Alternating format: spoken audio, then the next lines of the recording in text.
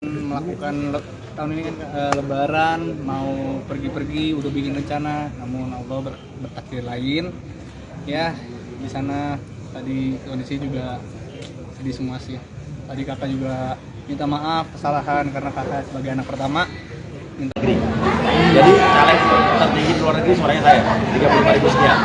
Nomor 2-nya baru Himatul, 3 Hidayah Pak Hidayatul Wahid, itu berikutnya Abraham Jaya kalau nggak salah. Akan datang ke KPU besok atau dari rumah aja? Kalau dari YouTube atau datang ke KPU kita lihat, karena besok bertepatan sama ulang tahun asli juga. Oh.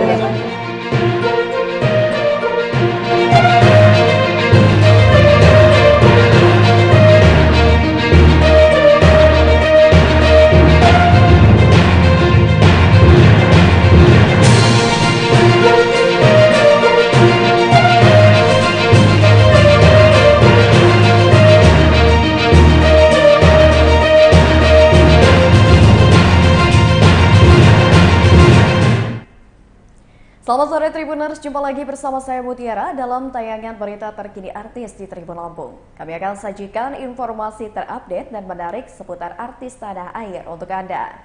Dan inilah berita terkini artis Tribun Lampung selengkapnya. Ya, kabar duka datang dari aktor Dony Kesuma yang tutup usia. Aktor Dony Kesuma pernah menjalani operasi pemasangan ring di jantungnya pada tahun 2015 lalu. Dony Kesuma bahkan sering masuk keluar rumah sakit dan terakhir, Dony Kesuma kembali menjalani perawatan intensif di rumah sakit pada Sabtu 16 Maret 2024. Diketahui aktor Dony Kesuma meninggal dunia setelah 4 hari mendapatkan perawatan medis pada Selasa 19 Maret 2024 malam. Dony Kesuma yang juga diketahui sebagai atlet baseball ini pun menghembuskan napas terakhirnya setelah diduga mengalami lembah jantung. Gasan Indira Kesuma yang merupakan anak Dony Kesuma menyebutkan ayahnya langsung menjalani perawatan di ruang intensif care unit atau ICU Rumah Sakit Primaya, Bekasi, Jawa Barat sejak akhir pekan kemarin. Menurut Gasan, ayahnya kembali dirawat akibat lemah jantung. Gasan menyebutkan Dony Kesuma tidak sadarkan diri karena efek dari obat bius yang diberikan dokter. Saat itu Gasan membantah ayahnya mengalami serangan jantung. Ini bukan kali pertama Dony dirawat intensif di rumah sakit. Sebelumnya, Dony Kesuma juga sempat dirawat di rumah sakit dan kemudian diizinkan pulang setelah hasil pemeriksaan darah dinyatakan normal. Namun sampai di rumah, Dony Kesuma pun kembali merasa tidak sehat. Oh, itu tanggal 16 Maret tuh mengeluhkan sakit. Jadi kronologinya dia nelfon karena itu kejadian setelah sahur. Setelah sahur, papa tuh nelfon ke semua anggota keluarga karena papa di saat itu kamarnya dipisah untuk lebih tenang lah gitu. Akhirnya telepon semua. Akhirnya yang angkat tuh mama. Mama bilang ngangkat terus respon papa gini.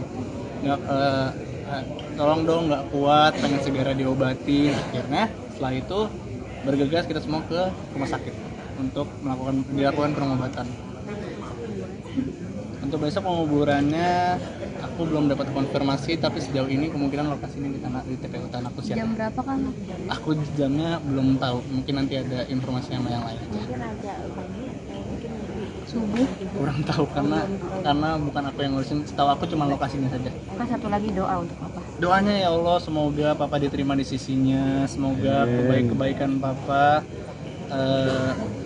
selalu diingat oleh teman-teman, semoga riwayat papa selalu dikenang gitu aja. Mas, momen-momen apa sih yang masih dikenang? Momen-momen kita tuh selalu apa ya? Aku nganggap papa pastinya nganggap papa juga sebagai orang tua, tapi aku nganggap papa juga sebagai teman ya. Jadi apapun semua soal percintaan, soal sekolah itu aku ceritakan semua ke papa. Bapak sama keluarga sering bercanda nggak sih, Mas? Semua sering banget. Bahkan saat rasa sakit pun pada dirawat di rumah sakit sebelumnya itu tetap selalu bercanda agar terjaga mood kita tetap happy, nggak ngeliat papa aduh papa kenapa begini, tapi papa juga dibalas dengan bercanda.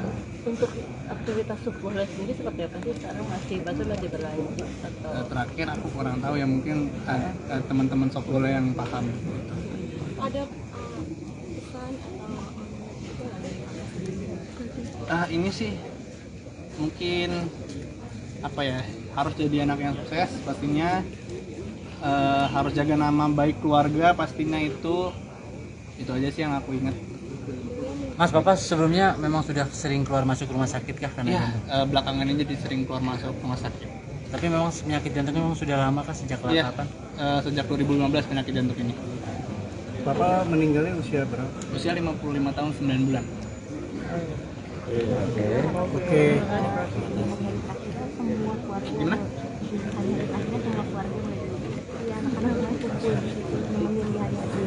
Iya, kita semua di ruangan itu berempat melihat Papa mengembuskan nafas terakhir.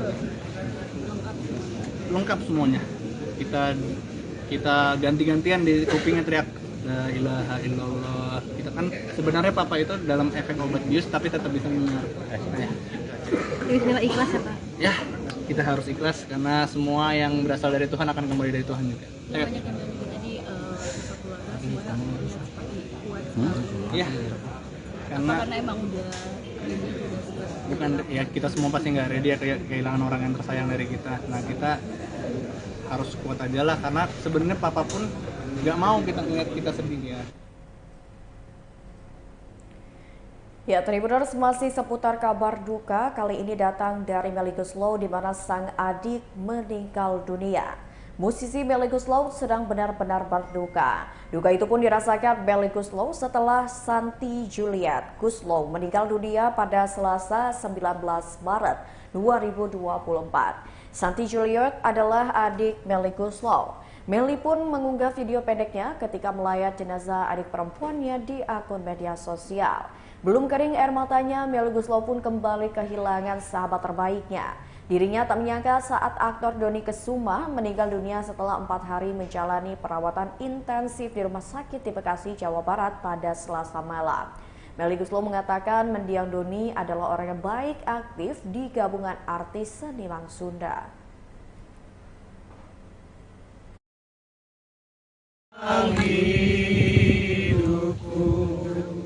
Kita angkat pujian ini, Bapak engkau sungguh baik.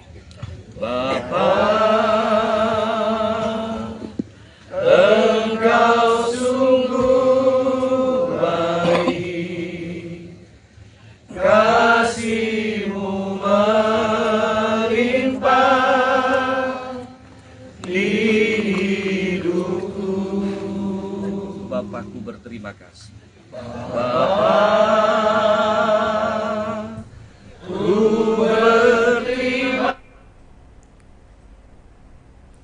Kabar selanjutnya datang dari pasangan Uya Kuya dan juga sang istri yang lolos jadi anggota legislatif.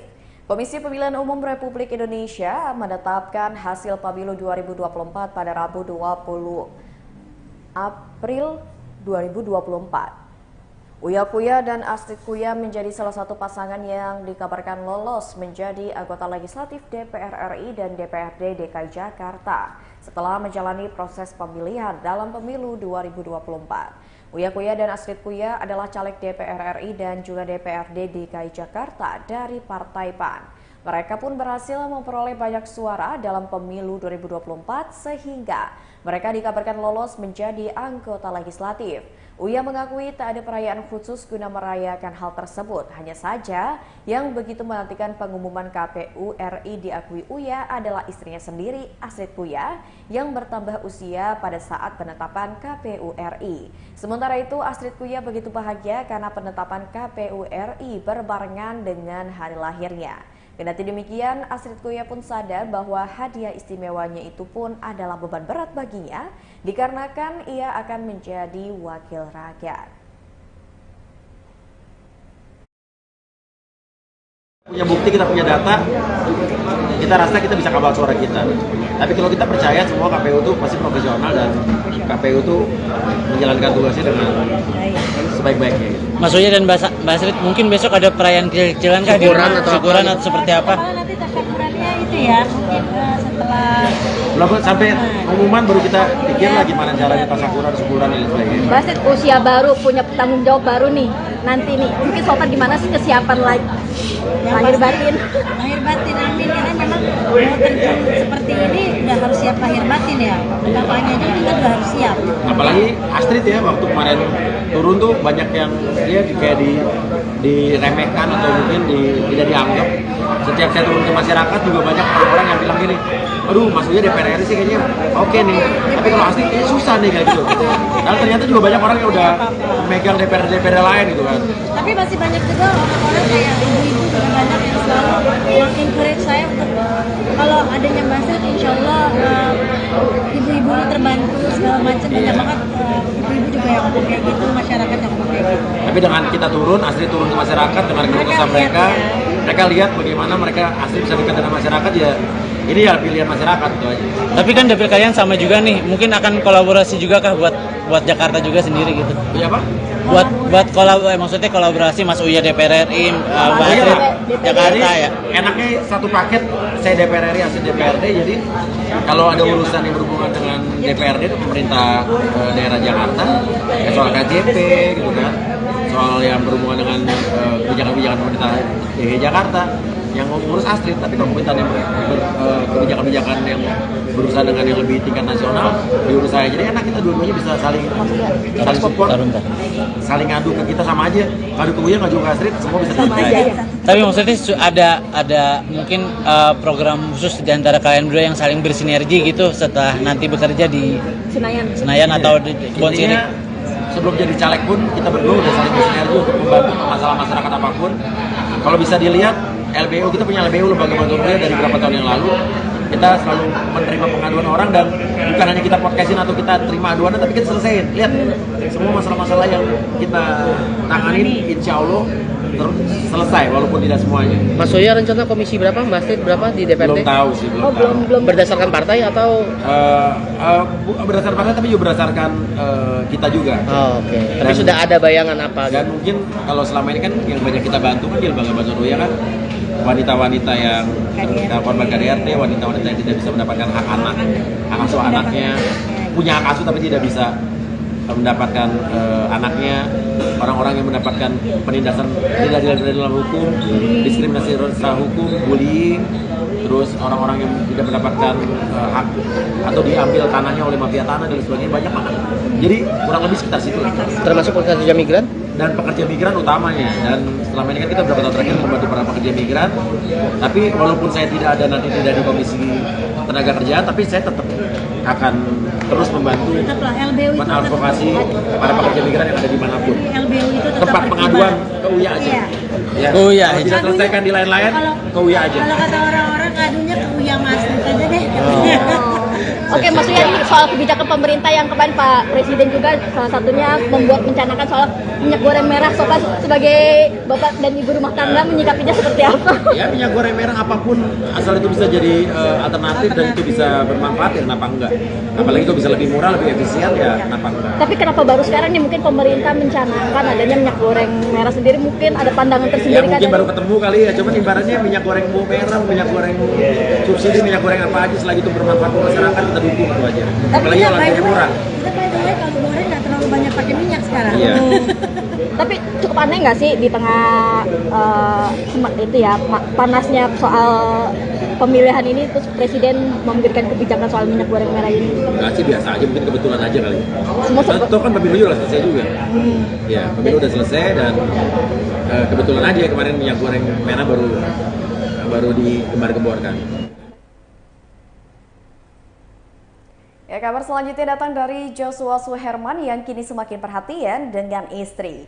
Clarin Clay mengungkapkan perbedaan sikap suaminya Joshua Suherman setelah dirinya dinyatakan hamil anak pertama. Menurut Clarin Clay, Joshua kini lebih perhatian termasuk dalam hal kecil. Joshua pun kemudian menanggapi pernyataan sang istri yang berada di sampingnya. Ia hanya tak ingin Clarin Clay mengonsumsi sembarangan obat ketika mengalami gejala pusing. Sebab Clay biasa disapa tengah hamil anak pertama mereka. Jojo biasa disapa Joshua bahkan lebih perhatian untuk menanyakan apakah sang istri sudah mengonsumsi vitamin atau belum. Vitamin pun menjadi hal yang penting untuk menguatkan calon janin dan juga sang istri selama mengandung. Diketahui kabar bahagia pun tengah dirasakan oleh keduanya karena sebentar lagi keduanya pun dikaruniai anak pertama.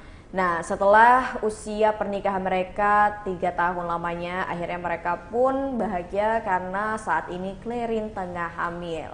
Dan keduanya pun telah mengumumkan jenis kelamin dari calon anak pertamanya itu adalah laki-laki.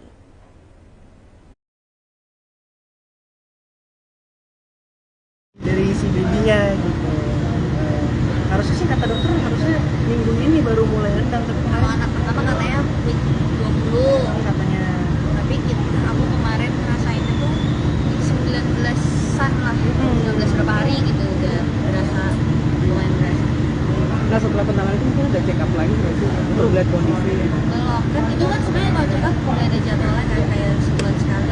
Itu masih nanti check upnya masih ada tanggalnya. Nah, tapi di balik kebahagiaan itu Kak Mary kan sempat ngepost juga ya kalau tidur tuh jadi 1-2 jam gitu. Jam 1 jam 2, 1-2 jam, jam 1 jam 2. Nah itu gimana sih? Sebenarnya sih nggak apa-apa ya, karena sebelumnya juga kan orangnya begadang gitu tidur pagi. Cuman ini tuh ada alasan tersendirinya gitu loh. Aku tidur jam 2 karena nungguin nendang dulu baru bisa kayak oke tidur. Jadi ada yang itu Iya, ya? emang nungguin aja. Tapi hasil USG sudah ketahuan belum? Apanya tuh? Jenis kelaminnya? Oh jenis kelaminnya sudah. Ya. Dirahasiakan atau mau memberitahu? Sebenarnya aku udah pernah sebut anakku sama Jojo cowok. Aku udah pernah sebut, cuman emang nggak pernah yang secara gamblang gitu kayak ngomong Pengumuman. anaknya adalah baby boy gitu, nggak pernah kayak Karena taunya juga bukan dari USG sih, dari cek darah. darah gitu. Jo, ini kan dari awal kalian menikah kan sempat mau menunda dulu ya. Ini sampai akhirnya sekarang ini emang direncanakan atau seperti apa sih? Sebenarnya sih memang waktunya pas banget aja gitu. Di saat udah sama-sama ngerasa siap, ya udah terus dapat. Tapi juga nggak langsung. Sempat beberapa kali juga mengupayakan tapi nggak jadi. Ya, kabar terakhir datang dari vokalis band Sore, Ade Paloh, meninggal dunia akibat sakit. Firza Amar Paloh yang akrab disapa Ade Paloh diketahui meninggal dunia. Vokalis band Sore tersebut menghembuskan nafas terakhirnya pada Selasa 19 Maret 2024. Ade Paloh meninggal dunia di usianya yang ke-47 tahun. Menurut keterangan Awan Garnida, pemain bass dan vokalis Sore, Ade Paloh meninggal dunia karena kecapean dan sempat mengeluh sakit asam lambung. Awan Garnida pun mengonfirmasi kepada pihak keluarga bahwa Ade Paloh juga merasakan sesak napas.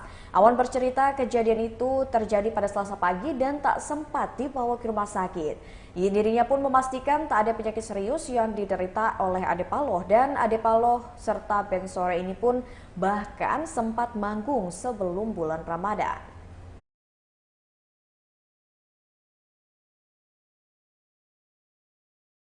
Tadi ada permintaan sebelum meninggal. Iya, saya lupa. Dia itu minta tolong, rutin meminta tolong untuk satu anak yang terkena Tourette syndrome, yang diusir dari kontrakannya.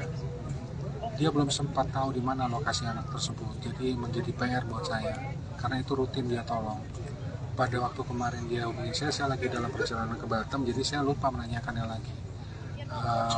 Tapi ini David ini juga yang rutin. Tahu penyakit apa? Apa penyakit itu? Tourette syndrome, jadi kalium sama magnesium tidak terserap oleh ginjal. Jadi ya ini jadi itu salah satu yang diperhatikan oleh adik. Adik saya manggil adik karena manggil nama dia Firza tapi panggilannya dari dulu adik. Intinya di saat saya jatuh cuma bung adik saya. Dan dia bukan orang yang maksudnya mewah dan tapi kepeduliannya sangat tinggi.